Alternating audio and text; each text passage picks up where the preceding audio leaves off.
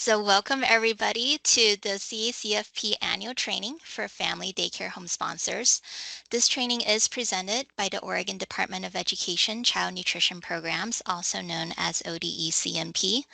My name is Shirley Wu. I am a child nutrition specialist, and I will be one of the presenters today. Megan Tashida is our community team manager, as I'm sure you all know, and she will also be presenting a section of this training. This training is being recorded and will be posted on YouTube with some light editing. Slides for this training are available in the link that was shared via email earlier today. I also shared that in the chat. If you are viewing this training through YouTube, you can request the slides from your assigned child nutrition specialist. This training is part of CACFP annual training for family daycare home sponsors for fiscal year 2025. The second part of this training is for civil rights and racial and ethnic data collection, and this will be sent out on June 2nd, 2025. Both trainings must be completed by the listed food program coordinator. In this training, we will go over CACFP resources that are available, some changes for the upcoming fiscal year, including a new process, and some new old CACFP meal pattern changes. And then we will spend the majority of our time on some CACFP reminders, including reminders for annual tasks, procedures, and provider site monitoring. If you have questions during this training, feel free to raise your hands and we can address questions live. If you have questions that you want to submit into the chat, we will address those at the end of the presentation. By the time you are done with this training today, we hope you will understand upcoming changes to CACFP operations and the state agency annual overview of financial management. These are the upcoming changes for 2026. And we hope that you will know where to find resources for CACFP operational requirements and that this will be made easier for you because many of the resources will be linked in the slides for your reference. So that's why it's nice to have a copy of those slides. So first, let's go over some resources that are available. Within the last year, ODE-CNP has created a series of trainings specifically for family daycare home sponsors, and these slides are available in that Google link drive titled CACFP Family Daycare Home Sponsor Trainings. This was shared with you earlier today by email, as I mentioned, and these are the same slides that was shared with you last fall, and we do have some additional trainings in that folder as well. So the trainings folder include two checklists that details out sponsor record keeping and provider record keeping requirements, and it includes slides for many trainings covering information family daycare home sponsors need to know about the CACFP. The folder also includes the slides for this training. So in addition to these trainings, there is also the CACFP Family Daycare Home Sponsor Policy and Procedure Manual. This is scheduled to be updated later this year. And sponsors are encouraged to keep up with all CACFP updates through the CACFP memo page. Memos and newsletters are sent directly into the inbox of the listed food program coordinator, but if you missed one, they will be linked and archived in this memo page. And finally, it's always a good idea to go back to the original source document, and that is 7 CFR 226. This is the federal regulation that covers the child and adult care food program. All of these resources will cover the basics of CACFP operations. So next, let's cover some changes coming up in fiscal year 2026, which will start October 1st, 2025. It includes a new process called the bank statement verification and some new CACFP meal pattern changes to be aware of going into 2026. The bank statement verification process was previously called the 1-month review of financial records, and we had discussed this briefly in our CACFP annual training last year. So you can see this has been in the works for a while. This is a new requirement due to program integrity rule updates from 2023. On the slide, we also linked the regulations and memos that were sent out within the last 2 years related to this new process. We have spent a lot of time over this past year developing this new procedure, and we will be rolling it out to sponsors in fiscal year 2026. The bank statement verification process will be required for all family daycare home sponsors who will not receive a CACFP administrative review that fiscal year. So what this means is that you will either get a full CACFP administrative review or you get a bank statement verification from ODE each year. For the bank statement verification, sponsors will be notified via email at some point during the fiscal year, and at that point, we will request bank statements from a specific month along with the supporting fiscal documentation for that month. This will be a much more limited process compared to the CECFP administrative reviews. We are still finalizing this process and provide additional training in early fall 2025 prior to implementation. So since this is new, does anyone have any questions about this bank statement verification? Shirley, how much time would we get to gather the documents? Like, what's a turnaround time from your request to providing the information? Yeah. Um, I don't remember it off the top of my head, but Ashley, do you remember what time we gave sponsors? It's either 14 or 15 days. Okay. I believe it's 2 full weeks. Okay. Great. Thank you, Ashley. And it's only the CACFP items, so only the things that you charge to CACFP. We don't want to see all the other stuff that's been charged during that. So only the CACFP charges. Great question. All right. Any other questions? All right, so moving on. Next, we have these are the new old CACFP meal pattern changes. So these are from the April 2024 final rule changes. All of them have already been implemented or been allowed to be implemented early as of July 1st, 2024. There are two changes that are in early implementation right now, but must be implemented by October 1st, 2025. So these changes include updates to nuts and seeds, substituting vegetables for grains, changes to added sugars. So this is our breakfast cereals and yogurts only, and then the meal modifications with registered dietitian signatures. All of these changes have been updated in our CECFP meal pattern trainings, and the slides for these new trainings are available from the meal pattern folder from that link that I provided you earlier today. Our first change is for nuts and seeds. This change needed to be implemented by July 1st, 2024, and you can find information in the CECFP Memo 07-2024, and that's also linked on this slide. This update now allows nuts and seeds to credit for the full meat and meat alternate component and removes the 50% crediting limit for nuts and seeds at breakfast, lunch, and supper. This has been updated in our meal pattern charts as of October 2024 and will be included in future updates of the Family Daycare Home Sponsor Policy and Procedure Manual. Next, we have substituting vegetables for grains. This was also implemented as of July 1st, 2024, and additional details can be found in the CECFP Memo 03-2025. This change allows providers who serve primarily American Indian or Alaska Native participants to substitute vegetables to meet the grains requirement. Half a cup of vegetables or 1 cup of leafy greens will substitute for 1 ounce equivalent of grains. The training on serving traditional foods in the meal pattern folder will cover this update in detail, and that's part of the link that I shared earlier. And then next, we have our first update that must be implemented as of October 1st, 2025. Early implementation is also allowed, however. The information for this change can be found in CECFP Memo 07-2024 as well, and other memos on grains and infants have been updated to reflect these changes. This change updates the sugar limit requirement from a total sugar limit to an added sugar limit. Now, breakfast cereals must contain no more than 6 grams of added sugars per dry ounce instead of total sugars per dry ounce. Yogurts, similarly, must now contain no more than 12 grams of added sugars per 6 ounces. Previously, yogurts could not contain more than 23 grams of total sugars per 6 ounces. Both the total and added sugar limit requirements are valid until September 30th, 2025. Starting October 1st, 2025, only the added sugar limit requirements will be valid.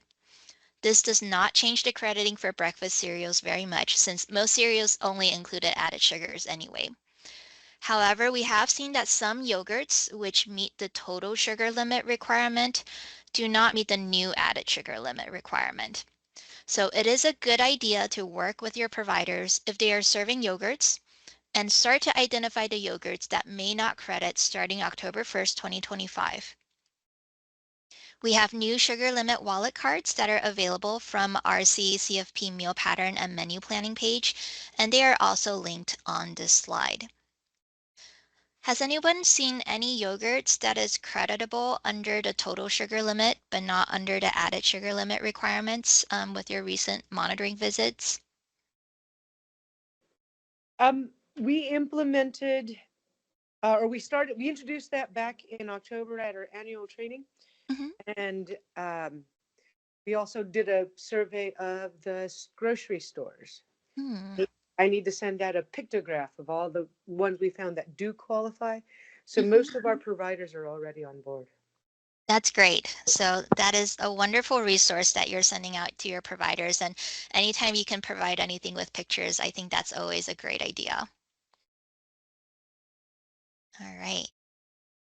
Finally, we have our meal modifications change, which must be implemented starting October 1st, 2025, but early implementation is allowed right now. This change requires the acceptance of registered dietitian signatures for medical statements. As a reminder, previously medical statements may only be signed by healthcare professionals who have prescriptive authority in Oregon. This does not include registered dietitians in many states, including Oregon, so this change now allows medical statements signed by registered dietitians to be accepted here as well. You can refer to CACFP Memo 07-2025 for guidance from USDA, and ODE has also released our own guidance, which includes information specific to Oregon. Both memos are linked on this slide, and sponsors and providers can choose to accept medical statements from registered dietitians and registered dietitian nutritionists now if they choose to. It will be a requirement to accept them starting October 1st, 2025. Does anyone have any questions on this meal pattern change? And most of these are not new per se. So since some of the implementation date is coming up for some of them, it is a good idea to make sure that you are familiar with all of them prior to October 1st, 2025. So let's move on to CACFP reminders, which will cover the rest of this training. So this section includes annual tasks, procedures, and site monitoring requirements that must be followed for your CACFP operations.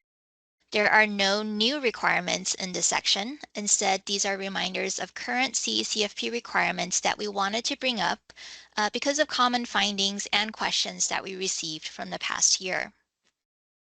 So let's go over some annual tasks first. There are a lot of CACFP tasks that must get done over the course of a year, but there are a few that we wanted to make sure are on your radar. So this includes CACFP renewals, carryover funds, staff and provider trainings, racial and ethnic data collection, household contact surveys, WIC flyers, building for the future flyers or posters, and the free language assistance and accommodation statement. So most of you probably have a good idea of what to expect from CACFP renewals, but just as a reminder, it is a requirement for all sponsors. And this year, applications will open August 1st, 2025 and close August 15th, 2025. Sponsors will receive a memo before the start date with all requirements that must be completed. The requirements will include CACFP annual training, so that includes this training that you're taking right now, and civil rights training. The online forms that have to be completed through CNP Web, the CACFP annual budget that must be submitted, and the collection of additional offline forms that will be needed to support your application. So this includes organization documents, policies and procedures, and financial management supporting documents. I would highly recommend putting these dates into your calendar now so you can block out some time to get your renewal application ready. We also wanted to remind all of our sponsors that you should start thinking of your CACFP carryover funds soon. Carryover funds are the leftover CACFP administrative reimbursements you have, and under CACFP regulations, family daycare home sponsors can only carry over 10% of this reimbursement from one federal fiscal year to the next. Federal fiscal year 2025 will end September 30th, 2025. And that's coming up sooner than you think. So all family daycare home sponsors at this point have a written carryover policy that was submitted to ODE at one point or another. Make sure that your written carryover policy is up to date. This is a good time to review your carryover policy so that by early summer, which is coming up pretty soon, you can check your CACFP fund balance to see if you will be within that 10%. We don't want to take back any money, so if you have excess funding, make sure to reach out to your assigned child nutrition specialist to work with you on this. Any carryover funds that are carried into fiscal year 2026 must be tracked separately and used with a first in, first out policy. And of course, it's always a good time to make sure you are up to date with your staff and provider trainings. Remember that all of your sponsor staff must be trained annually. The food program coordinator this year will be assigned CACFP annual training. Make sure to check who is responsible for ODE-CMP trainings each year, since it may vary from year to year, depending on the trainings required. For staff who are not required to take ODE-CMP trainings, make sure that your organization is providing them with annual trainings on civil rights and any other CACFP trainings related to their duties. If there are any new hires in between your annual trainings, make sure they are trained and up to speed on CACFP before they start taking on their CACFP duties. And make sure that all trainings are documented with an agenda, date, the name of the trainer, and the name and signature of the attendees. For your providers, make sure that you are training all new providers on CACFP related topics before they are approved to start CACFP. Then each year, make sure that all renewing providers have been trained on civil rights, plus any other necessary CACFP information at the discretion of your organization. Something that gets forgotten a lot is follow-up trainings. So follow-up trainings are required when there are findings from site monitoring reviews or if you receive complaints that result in findings. Make sure that you are providing follow-up trainings throughout the year as necessary. And of course, all provider trainings must be documented with the same information as your staff trainings. And we do have dedicated training requirement session with slides that are available for you to download from that link that I sent in our chat box earlier. Next, we have racial and ethnic data. So this must be collected annually for each area that you serve. And area can mean by county. So you must use the ODE-CMP racial and ethnic data form since it includes all the necessary information in the categories specified by USDA. So they're a little picky about that. Sponsors can collect participant information from confidential income statements or through parent and guardian surveys. Visual identification must not be used to determine racial and ethnic affiliation by either the sponsors or providers. This can be sensitive data, so make sure that all information is kept securely and only available to those who need to work on the data. More information on this is available in the training video titled Racial and Ethnic Data Collection and via the CACFP Memo 11/2021. Links are available on this slide. Now we have household contact surveys. So these are surveys where parents and guardians are asked to verify the enrollment and attendance of their participating children. This can be done as part of site monitoring where findings indicate a survey may be necessary to validate enrollment or independently to fulfill the requirement to conduct surveys for at least 5% of providers. So each provider or each sponsor will develop their own survey tools, and the questions may vary depending on the situation that prompted the survey. You can request information from parents or guardians by phone, mail, or email. In all situations, the survey that results in faster responses will likely be more accurate. If the contact results in findings, make sure that you're following up and taking necessary steps, which may include calling a serious deficiency. Make sure that you are maintaining documentation of all household contacts to show that you are meeting this requirement.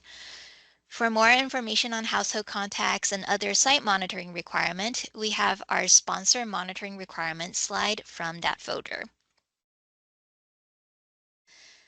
And we have our WIC flyers. So these are easy to forget, but this is a requirement that is in 7 CFR 226.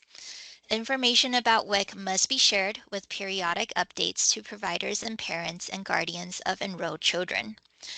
While it isn't specifically called out as an annual requirement, with new families enrolling with CACFP providers all the time, this is something that must be managed on a yearly basis. We encourage sponsors to develop a procedure that incorporates this requirement as part of provider onboarding and part of the packet that is sent out to parents and guardians with the dissemination of child enrollment forms and confidential income statements. Sponsors who are looking for flyers can go to the Oregon WIC Outreach Materials webpage, which is managed by the Oregon Health Authority. Colorful sample flyers are shown on this slide, and many additional flyer designs are available for download or for ordering as well. And just like the WIC flyers, Building for the Future brochures have also been forgotten at times. And like the WIC flyers, this brochure or flyer is also a requirement and must be shared with parents and guardians enrolled with CACFP providers. The brochure provides them with information about CACFP and its benefits. It's not exactly an annual requirement either, but must be incorporated into your yearly processes so that all newly enrolled families receive this brochure. We also recommend incorporating this into your onboarding materials and sending out copies to parents and guardians with the child enrollment forms and confidential income statements. Brochures can be downloaded from the USDA Building for the Future webpage, and remember to add your contact information into the template before you print it out. And finally, the last annual task we are going to go over today is the Free Language Assistance and Accommodation Statement. This is a statement that notifies providers and the general public that free language and other accommodations are available from your organization. This is part of civil rights requirements from DR 4300-03, and ODECMP has sent out a memo related to this back in September of 2023. We also provide annual reminders through our newsletters and during renewals. Sponsors are required to notify all providers and the general public at least once a year.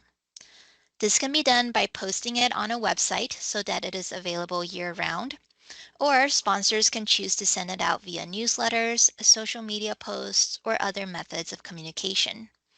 It must be done at least once a year. Make sure that any notifications that are sent out are saved or can be easily pulled for viewing when requested.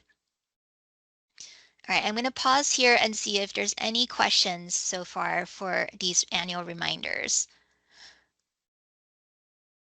All right, hearing none, I'm going to send this over to Megan, who's going to be presenting on our CACFP procedures.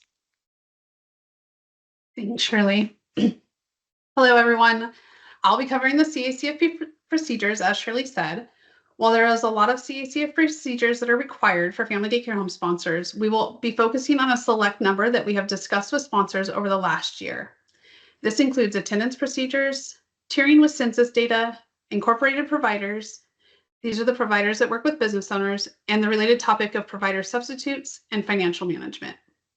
If you are looking for a full list of CACFP procedures, the Family Daycare Home Sponsor Record Keeping Checklist details out all the required procedures along with other documents that sponsors need to keep.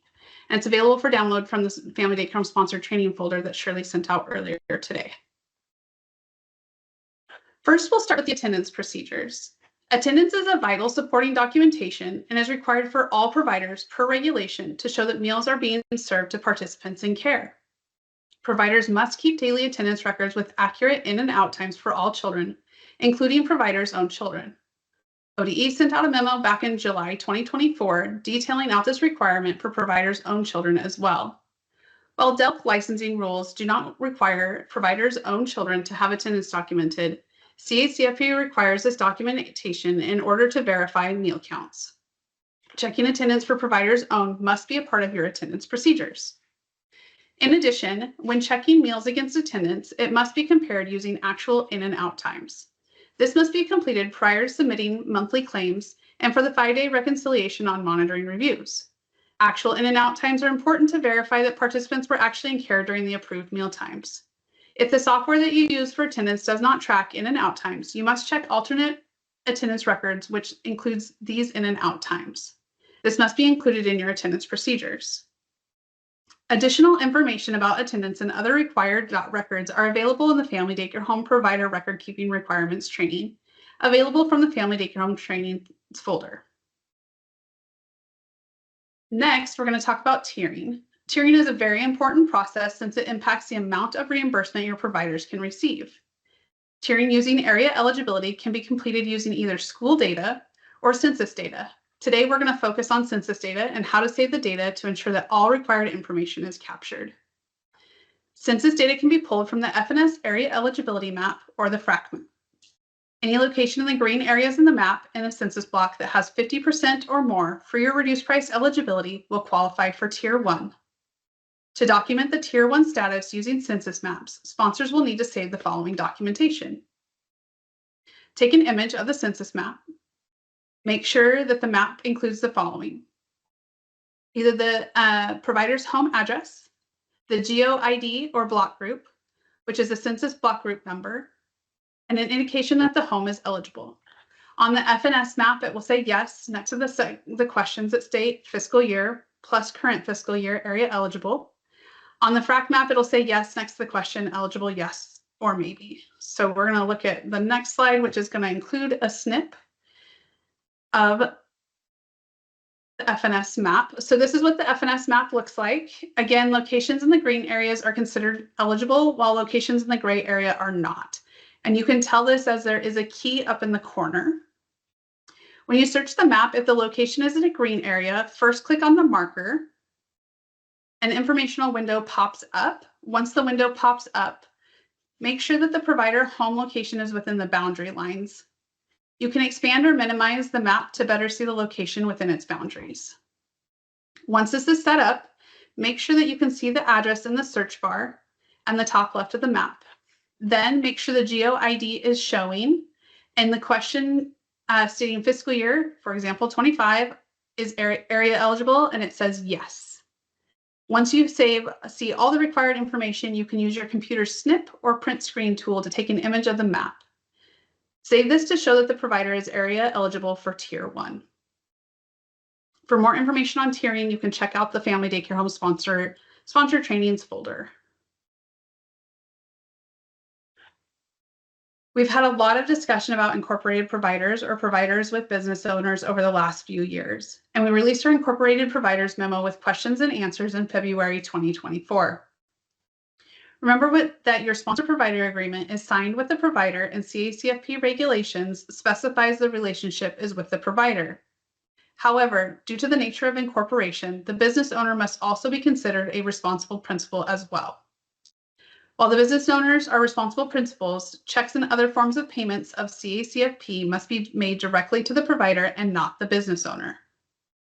When developing and updating your procedures for incorporated providers, make sure that they include details on how providers and business owners are notified of their CACFP roles and responsibilities, and how you are ensuring that CACFP payments are made to the provider. Another hot topic for incorporated providers includes provider substitutes. Providers are allowed to designate a substitute, whether it's short-term or long-term, to provide care under their agreement with you. Sponsors must have a procedure in place on how they will deal with the situation. Procedures must include how will you train business owners and providers of requirements related to substitutes and the expectations related to notifying you of a substitute taking over. It must include how you ensure that a substitute is included in the agreement. You can do this through an addendum, and Neighbor Impact has graciously shared their sample addendum in the Family Daycare Home Sponsor Training folder under Sample folder. And finally, the procedure must also include steps to ensure that the substitute passing a background check is not listed on the National Disqualified List and is trained on all CACFP requirements.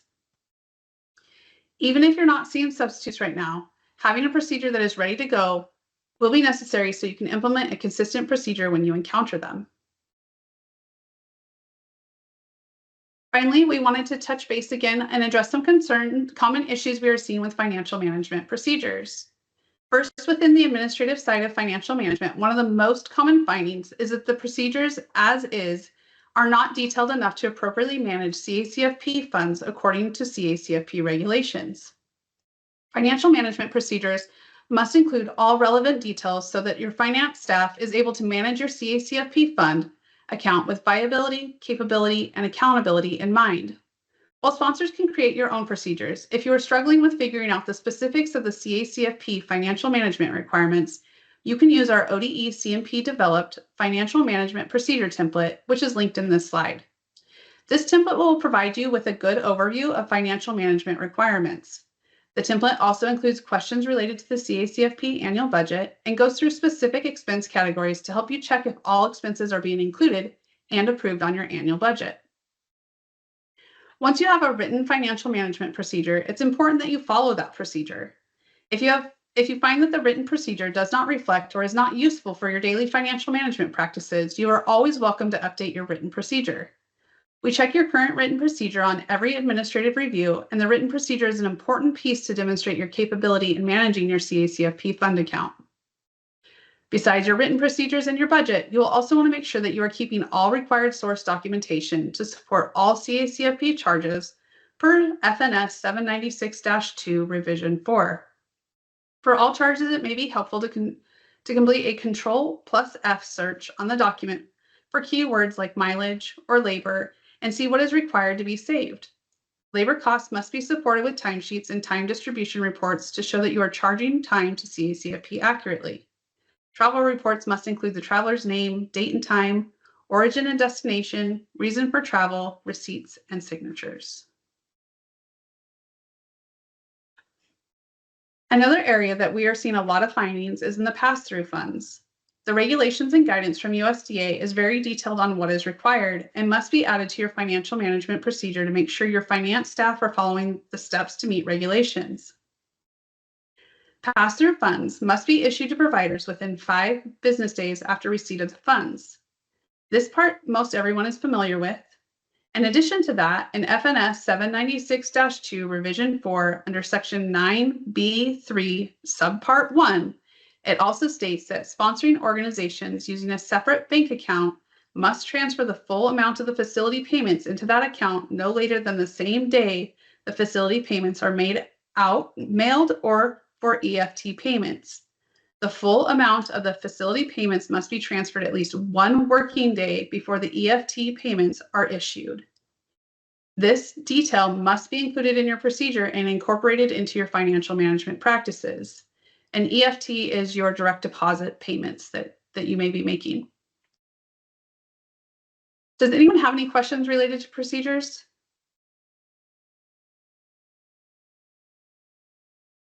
Okay, I'm going to pass it back over to Shirley, and she is going to close out with some monitoring reminders. Thanks, Megan. So in this last section, we will go over some reminders related to monitoring visits. This includes varying your monitoring visits, how to review meal service styles, checking on provider record keeping, making sure 5-day reconciliations are completed for each review, making sure site monitoring tools are completed fully, and a brief reminder of tasks and deadlines related to your 2025 monitoring waiver. When it comes to monitoring visits, there is a requirement in the regulation that reviews must be varied and unpredictable to your providers. As you create your monitoring schedules, make sure that in addition to meeting the 3 reviews per year with no more than 6 months between reviews, you are also looking to ensure that reviews are not always on the same day of the week, that they are not always for the same meals for the providers, that you are reviewing suppers, weekend meals, and holiday meals proportionally, and that you are not always reviewing the providers on the same months each year and even the same weeks. For example, you don't want providers to say to you, I always see you the 3rd week of April, so I figured you would be here this week. While it might make your providers feel good that they can anticipate when you arrive, you want to make sure that you are getting an unvarnished version of their daily operations. Having varied and unpredictable reviews help with making sure that providers are not cleaning up their documents right when they're expecting you. When conducting meal observations, meal service styles plays a large role in how the meal plays out. Providers are allowed to serve restaurant style, family style, or even a combination of restaurant and family style. Restaurant style is when all meal components are proportioned or portioned and served on individual plates and cups for each participant. Family style is when participants are seated at a table and all required components are placed on the table at the same time in communal bowls and pitchers for participants to serve themselves. For combination restaurant and family style meal service, some components are served in full individual portions to the participant and others are served communally with family style. This is often used when participants are unable to serve all meal components themselves. Where we see the most issues is with family style meal service. Monitors who observe family style meal service must understand that family style requires participants to be seated before the point of service meal counts are taken. If children are not seated at the table, they must not be counted for the meal. In addition, family style requires the participant to serve themselves from communal bowls, pitchers, and platters. Providers and aides can help the participant, but when they do, they must be serving the participant the full portion size. And one of the biggest issues is that all required meal components must be placed on the table at the same time with sufficient minimum portion sizes for all participants. There are some providers who say they can't put everything on the table because they're using a small table. And solutions for that can include a fold-out table that is put next to it so that all items are still available. The intention is for participants to be able to see that all food is there and they're able to make the choice themselves on what to serve. It is not intended for providers to serve smaller portions or less food than required. We have a family style meal service training that is available, which goes over these requirements in more detail in that folder that I shared earlier. One consistent issue we see when ODE is out on monitoring reviews is that providers do not have all required records on site. We want to remind all sponsors that monitors must be checking that providers have all required records during each monitoring visit. Electronic records can be used, but must be available for your review. Items that must be checked include child enrollment forms, daily attendance records, menu records, supporting menu documentation, and if applicable, confidential income statements if you have a provider claiming meals for their own children. ODE-CMP has developed a family daycare home provider record keeping checklist, which you can see on the screen. It lists out all required documents, and we encourage new monitors or even monitors who want to make sure that they're checking off all required documents to bring a copy of this checklist when they are out on review. We often see that the 5-day reconciliation section is not completed for a few monitoring reviews, or it is being completed inaccurately. The 5-day reconciliation compares the meal counts against the attendance records and enrollment for 5 consecutive operating days in either the current or prior claim month. Monitors must check attendance using in and out times, and not only that the child was in attendance for the day. The in and out times must be compared to approved meal service times. If there are meal counts greater than attendance for the times that the children are in care, these are considered overclaims and must be disallowed. Monitors will also call this as a finding and assign corrective actions. We know that 5-day reconciliations take some time, and we encourage monitors to complete these sections prior to an on-site review if the enrollment, meal counts, and attendance with in and out times are available prior to the review. And if they're not all available, just check the stuff that is available before the review. So here is a sample 5-day reconciliation showing the meal times, which should list the approved meal times from CMP Web. This example is using our 5-day reconciliation template, which is available from the Family Daycare Home Sponsors training folder under the sample folder. A completed 5-day reconciliation must fill out all columns for all meals and snacks that are served. Once a monitoring review is done, it is important to check that the review tool is complete. Sections that are not applicable must have NA written in with a short explanation. Anytime there is a finding, monitors must document the finding and write in the corrective actions that have been required. These need to be discussed with the provider before the review is complete. Once monitors go over the findings and corrective actions, the monitor and provider must sign and date the form. As a best practice, sponsors should assign someone to review monitoring forms to ensure that they are complete. For more information on monitoring requirements, check out the sponsor monitoring requirements slide in our Family Daycare Home Sponsors training folder. And before we finish up with monitoring, remember that the current virtual monitoring waiver is only approved through September 30th, 2025. You can refer back to our waiver memo that we sent out last October. If you opted into the waiver, make sure that you are compiling information related to waiver usage since it will be due to us by August 31st, 2025. This will include a description of waiver impact, a description of how the waiver facilitated oversight and responsibilities, a summary of the number of providers monitored offsite, a summary of common findings for offsite and on-site reviews, including serious deficiencies, and a summary of integrity measures taken to identify any misuse of funds or fraudulent activities and any actions taken. The memo has more information related to the data that must be submitted. Does anyone have any questions related to monitoring?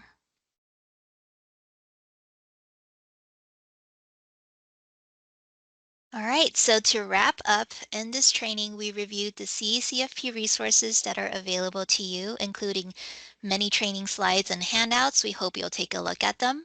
The changes that you can expect for fiscal year 2026, including a new bank statement verification process and some new CACFP meal pattern changes, and some CACFP reminders related to annual tasks that must be completed, procedures that must be followed, and how to make sure your provider site monitoring is top-notch. All right, so I know you've been asking questions throughout, but did we have any additional questions? And I'm seeing none in the chat. Any last minute questions here? And that's all right. If you do have questions that you think of later, feel free to reach out to ODE CMP through either the community nutrition inbox, so ode.communitynutrition@ode.oregon.gov, or connect with your assigned child nutrition specialist.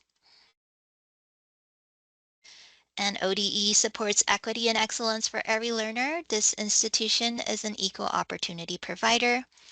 And thank you all for taking this training.